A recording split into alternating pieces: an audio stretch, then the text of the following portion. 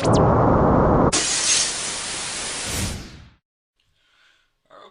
I'm just gonna hit record here and, okay. So, the date is August 18th. The patient is Jamie the Comic. He has been transferred to us after having a mental breakdown of watching a movie he considered terrible 70 days ago. And patient is showing signs of improvement. He is no longer quick to anger or show any sign of extreme anger, but the levels of anger we consider normal. So, Jamie, how are you today? Fine, I suppose. You get out of here in 10 days' time. How do you feel about that? Amazing. Like you said, I am no longer quick to anger, and I feel like I can go back to reviewing movies and not be too angered by them. That's good to hear, but we suggest you take some time off before you get back into it. But Doctor, I've already read the script. Look, why don't I just read it to you? It's only just over 10 minutes long, and you can see how little anger I've written into it. It sounds like it would be interesting to see how far you really have progressed. Yeah, go ahead, Jamie, let's hear it. Thank you, Doctor. Okay. So before I start doing anything, I like to do my rituals of making sure I get the best lighting for my crappy new bedroom. Wait a minute, Jamie. When you get out of here, you'll be in your new home. Don't you think you should let the audience know you're in a new location? Fuck no, they figured it out. Consume. So after what looks like Assassin's Creed 10, Assassination's a Bitch, Bella and Edward meet her grandmother.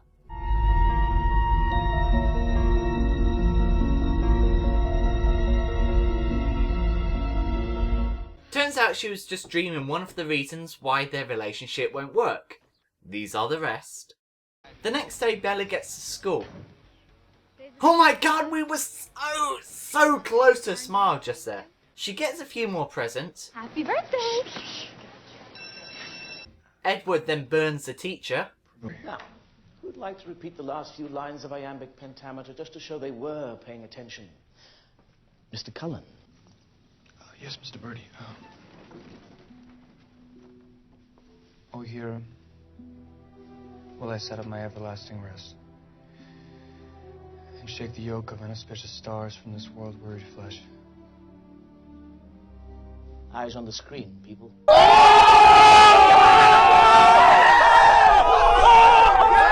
And we are introduced to Aero, but that will come later. Right now we have presents to give.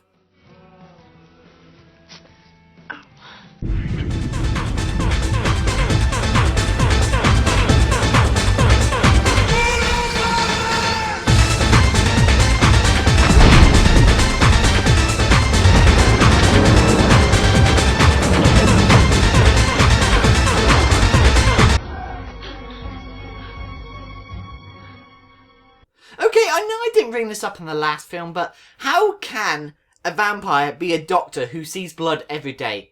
Isn't it like giving a pharmacy job to a drug addict? How do you do it? Years and years of practice. Stop. Going back again to what I forgot in the last episode. Why can't these vampires just wear makeup?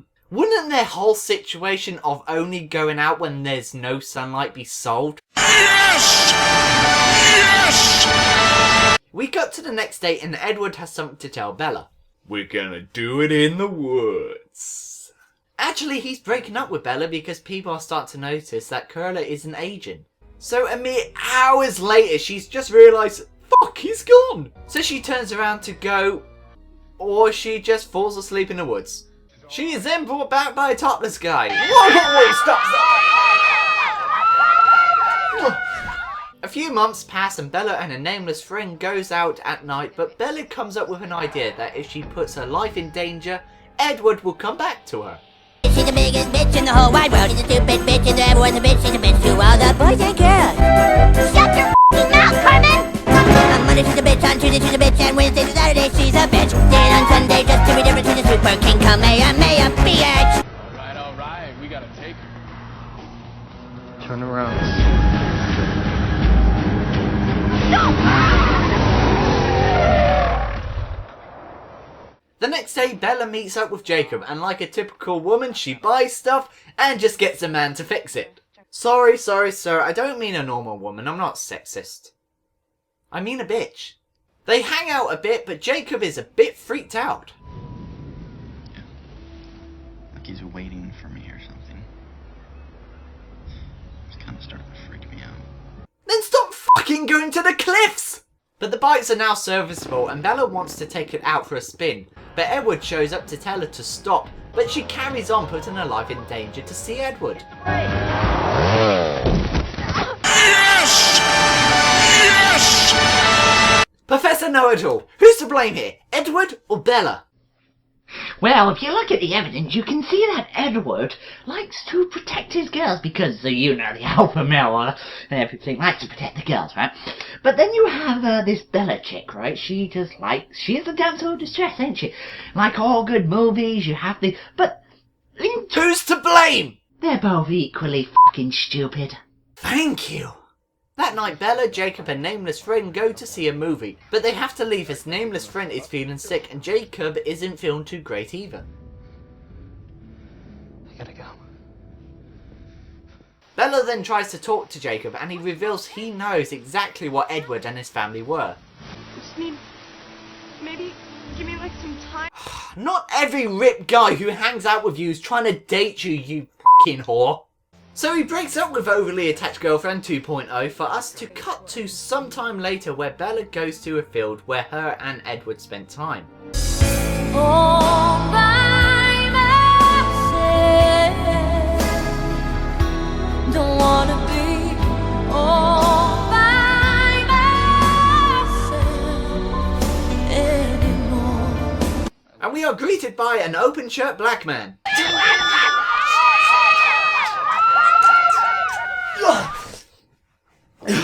He's here to kill Bella in retaliation for Edward killing a member of their party. It might have been the guy from the first one, but I honestly don't care. So Bella is just about to be killed, so she mutters the magic words. Edward, I love you. And Edward comes by to...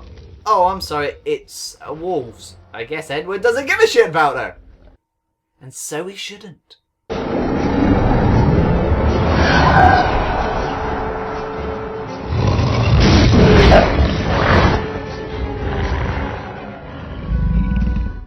Wow, what big eyes you have. And your penis is huge, but your eyes just sparkle. She tells her dad that the animals that are accused of killing some of the residents might be the wolves she saw. And we cut to that night where Jacob has come to apologise and to explain why he can't explain why he's been acting so strange. So he asks her to remember what happened that night she fell asleep in the woods. And she just so happens to remember as she wakes up. She goes over to talk about what happened, but instead goes to confront the gang he's been hanging out with.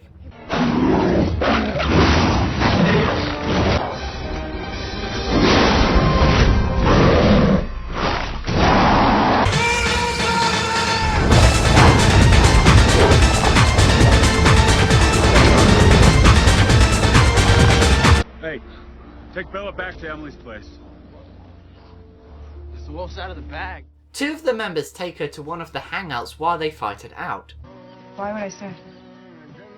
But they are later joined by Jacob and the other one, and Jacob tries to explain to Bella that they are not the one killing humans, but they are here to protect the humans from the vampires. Later on, Jacob and the others manage to find Victoria, but she manages to slip away. But not so far away, Bella kills herself. What? So girls, if you love your man so much and he isn't paying any attention to you, just kill yourself.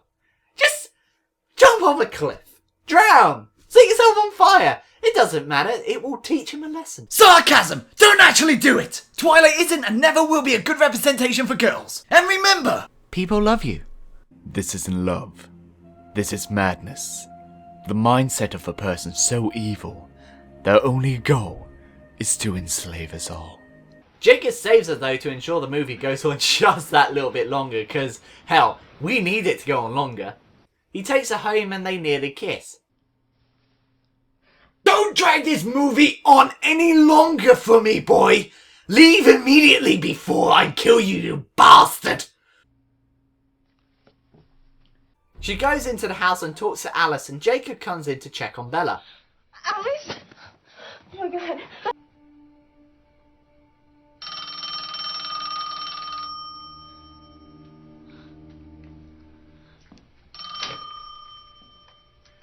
Swan residence.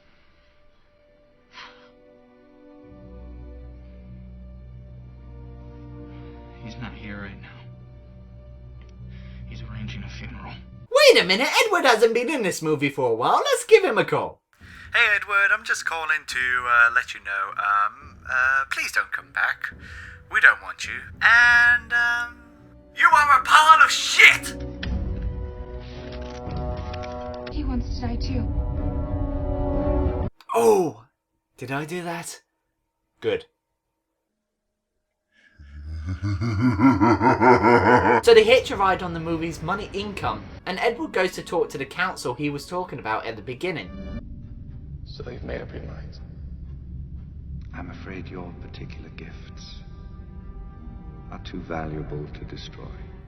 But they reject his request to end his life, so in order to force him to end his life, he plans to expose the secret to the world, and it's up to Bella to run and stop him. But unfortunately she gets there in time, but Eric still wants to talk to Edward and Bella. They do a few tests on her and realise none of their powers have any effect on her. So they try and kill her! Felix?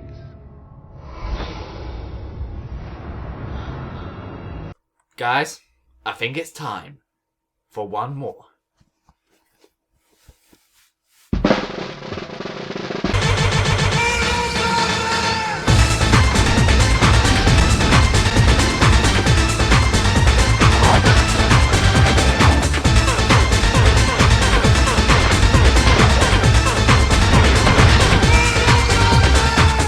Edward sucks at fighting, so Bella offers her life in exchange for his. Kill me. Not him. Alice, though, sees a vision of Bella becoming a vampire, so she offers to turn her herself as she knows it's futile. Wow, that's so insightful. Give me a try. Will I become king of the internet? Yes, I will! They are allowed to leave, and we get some very disturbing screams of terror from the civilians. Fishing party. Yes, they do look rather juicy. Say something to me. This way, please. Stay together.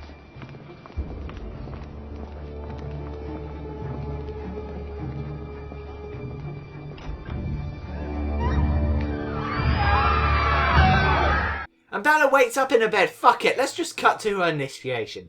We cut to her initiation where the family vote whether she should turn. However, she wants to wait until her graduation, and the next day Jacob confronts Edward, and we find out about a rule that if a vampire turns a human, their truce is over and will result in war without rules that were set to keep the peace. Jacob runs away, and Edward gives Bella one condition if she is definitely certain about her decision.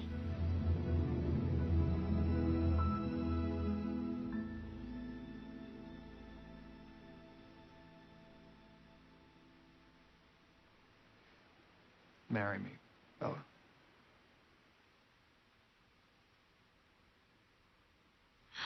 The movie ends on a cliffhanger, but so far the first one is better. Bella is too self-centered, a terrible role model for female viewers, the special effects wasn't good enough for today's standards, the fighting was over before it even started, and none of the characters were fleshed out enough. For a movie franchise, that is poor, considering we need more than what the first movie should have given us. Jacob was the only interesting character, but Bella kept pushing him aside, so we don't feel his pain as often as we would like in order for us to understand him, and the pain he might be going through, because of what he is and what he has to do, which is to keep Bella and the innocent people safe. And that's it over, Doctor. Well, Jamie, I am really impressed, and it sounds like you are ready for release. I think we might even be able to push it closer by a week. Oh, thank you so much. No problem, Jamie. Jack, can you take Jamie back to his room now? Goodbye now. Thanks again, Doctor. Goodbye. Goodbye. Bye. utter pile of crap! If I ever did hear one, I've never even watched the films, but from what I've heard, it sounds like it should never have existed. It's fucking terrible. Doctor, are you okay? Do I sound okay to you? Doctor, what are you doing? Come here. Come here. Doctor, no, Doctor!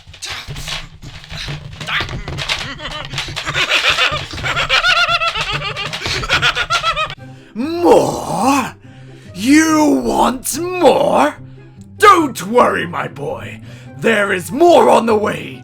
Subscribe to see more. Like to get me to make more. Comment to suggest a game or a movie for me to review for even, you guessed it, more.